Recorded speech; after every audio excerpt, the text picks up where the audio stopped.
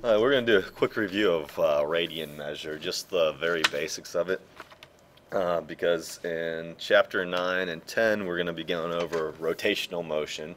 And in rotational motion we measure things angularly. Now normally we measure angles in degrees, but some of the formulas we're going to be using in rotation will naturally come out in radians, so we need to just remember how to get around with them and how they compare to degrees. So just a few things you should know.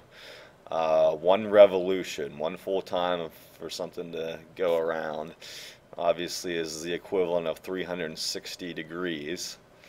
And in radian measure, one full revolution is 2 pi rads, or in decimal form 2 times 3.14, which is 6.28 radians. So when we're given radian measure of angles, we could use pi form or decimal form. Turns out the decimal form will probably be the most important to us, because most of our problems won't have nice full revolutions. And our answers will come out in decimal form, but you should know and be familiar with both.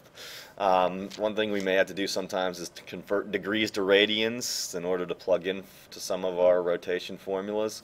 So to go from degrees to radians,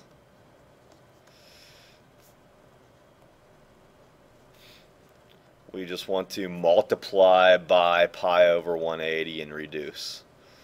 And then if you would like that in decimal form, plug in 3.14 for pi. And to reverse that, simply if we want to, for any reason, go to from radians to degrees, then just reciprocate that, and we've got 180 over pi we want to multiply by.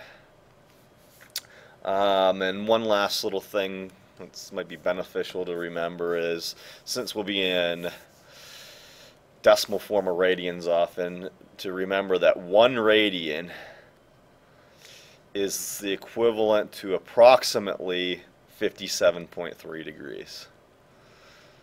Alright, anything else for radians